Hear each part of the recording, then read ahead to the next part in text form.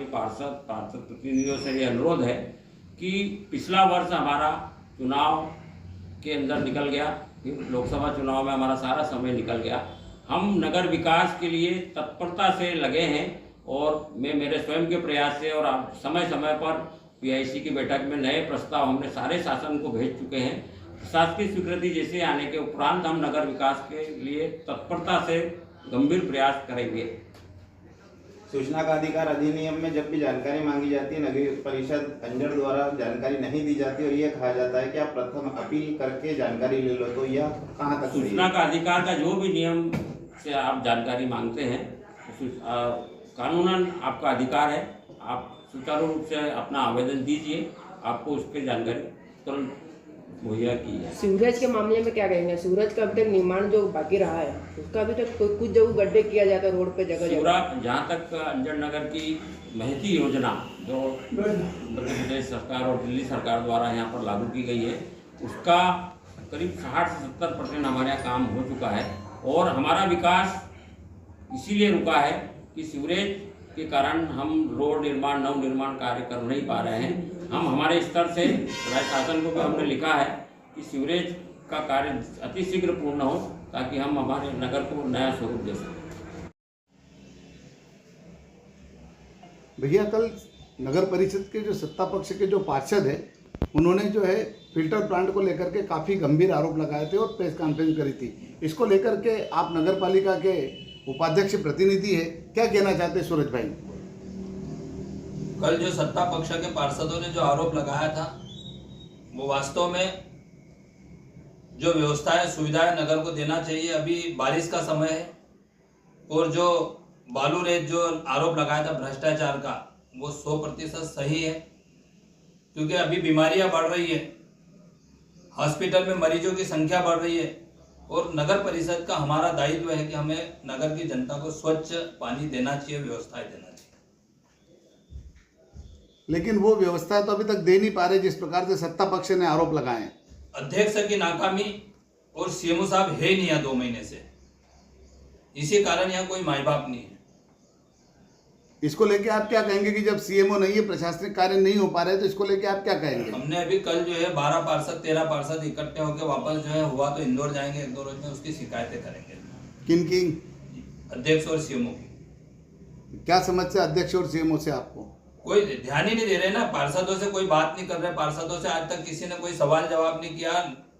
15-18 महीने हो गए, अध्यक्ष ने किसी भी पार्षद से ये नहीं पूछा कि यार हम गांव नगर हित में अच्छा क्या कर सकते हैं। पीआईसी की बैठक नहीं हो रही क्या? पीआईसी की बैठक नहीं हो रही, परिषद की बैठक नहीं हो रही, कोई ठहराव प्रस्ताव नहीं हो रहे, किसी से कोई बातचीत नहीं हो रही। ये पहला मेरी लाइफ में ऐसा अध्यक्ष है जो पार्षदों से कहीं से किसी भी प्रकार का कोई वार्तालाप करना नहीं चाहता है। फिर गांव में नगर के विकास के काम कैसे हो रहे हैं? क्या बगैर प्रस्ताव ठहराव के हो रहे हैं?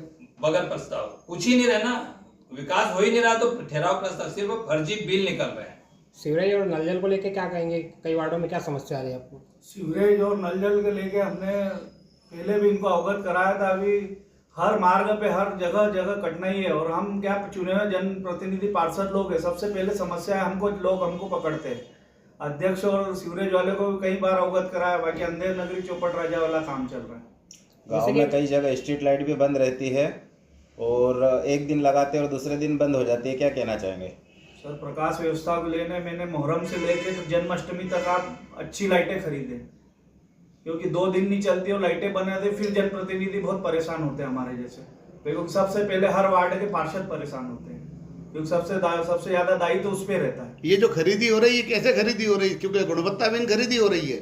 सर, ये तो अभी की जो खरीदी है, अभी जो 50 लाइटें लगाई थी 100 लाइटें, वो एकदम एक पानी गिरा और लाइटें बंद हो गई। दूसरे दिन लोगों ने वापस बोलना चालू कर दिया। नगर परिषद अभी तक कितनी बार खरीदी कर चुकी है आपके संज्ञान में? कोई जानकारी? सूचना के अधिकार में 2-3 बार हमने जानकारी, वो हमको जनप्रतिनिधि और जो राकेश चौहान साहब सीएमओ थे, मैंने केसबुक देखने की कोशिश करी, जो मेरा एक अधिकार दायित्व के कहते को देखने का अधिकार नहीं। और जैसे कि नगर के मध्य जो भोंगली नदी है, काफ़ी समय से साफ नहीं, वहाँ पर काफ़ी प्रकार के जहरीले जीव जंतु निकल रहे, लोगों के घर में जा रहे हैं, क्या कहेंगे इसके बारे में? हाँ, बिल्कुल आपकी बात सही है।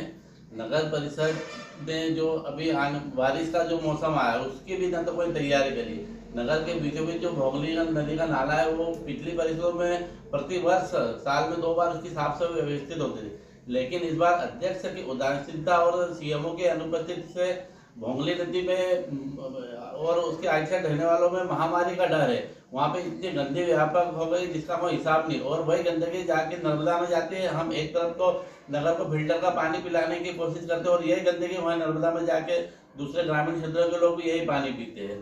इसके साथ ही साथ फिल्टर प्लांट में जो पार्षदों ने जो कल मुद्दा उठाया उसकी अगर अध्यक्ष में अगर ईमानदारी तो उसकी जांच करवाए, क्योंकि ये आम जनता से जुड़ा हुआ मुद्दा है।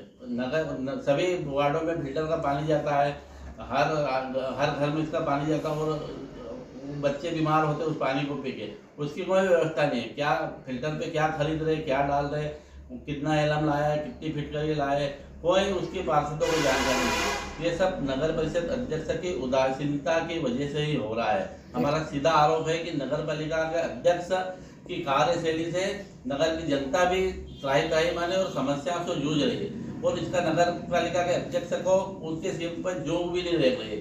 सभी पार्षदों ने अवगत करवाए, सब अपनी अपनी समस्या लेके आते हैं, लेकिन अध्यक्ष का कोई विजन नगर हित के लिए नहीं है।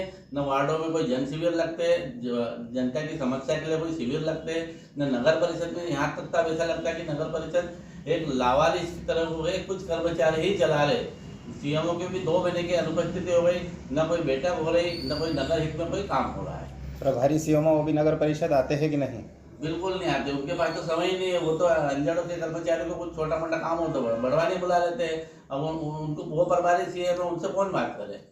और ये गांव में अगर अब शांति भंग हो रही है तो ये सीएमओ की वजह से, कुशल सिंह डुडवे की वजह से। कम से कम आप जनप्रतिनिधियों को 3 दिन का समय तो दे अंजड़ को। आप ठीक है बड़वानी जिला बड़ा है, लेकिन कम से कम अंजड़ को भी तो समय दे। लेकिन क्या जो प्रभारी सीएमओ डुडवे जो बड़वानी है वो भी अंजड़ के अंदर नगर परिषद में आकर के नहीं बैठते हैं? सर मेरे को 2 बार सूचना मिली थी। एक बार मैं 3 बजे आया, 3 बजे के वो लास्ट टाइम 6 बजे तो मैं यहाँ से निकल चुका था। जब तक मैंने उनका वेट करा, मेरा संपर्क ही नहीं हो पा रहा है। समय एक महीने में कितनी बार आते हैं ये बड़वानी से अंजड़ सीएमओ साहब? सर एक या 2 बार आए मेरी जानकारी में जो इस समय पर जैसे एक शिकायत भी उठती है कि अधिकतर कर्मचारी यहाँ पर मौके पे मिलते नहीं, और जो भी गांव के शिकायत करता आते हैं घूम फिर के वापस चले जाते हैं।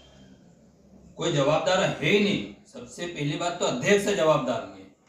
अध्यक्ष अपनी नाकामी सत्ता पक्ष के पार्षदों को और हमारे ऊपर जबरन डालते, क्योंकि वो अंदर से आत्मबल उनका समाप्त हो चुका। उनको सिर्फ उनका विकास क्या है, फर्जी बिल बनाना। विकास जो है गांव में काम कराने को वो विकास नहीं मानते, फर्जी बिल बना करके भ्रष्टाचार करना ये उनका विकास का मुद्दा। ये मेरे पास में 98,000 रुपए के पेपर है। ये जो नगर पालिका में एक वेबसाइट बनती है, वो वेबसाइट बनी हुई थी, इसकी जरूरत नहीं थी, परंतु नहीं बनी नहीं, जो मात्र 15,000 रुपए में बनती है उसके 98,000 रुपए निकाले हुए पेपर है। और अगर अध्यक्ष और सीएमओ में दम है, मेरे पे माना नहीं करिए, मैं पेपर अभी मीडिया को दे रहा हूँ। 100% वो सिर्फ फर्जी बिल निकालने को ही अपना विकास समझ रहे, कोई काम नहीं हो रहा और कोई माई बाप नहीं। सारा दोष सिर्फ अध्यक्ष का है और सीएमओ का है। सीएमओ तो 2 महीने से है नहीं, वो काम करना नहीं चाहते और पार्षदों को बदनाम करना चाहते हैं।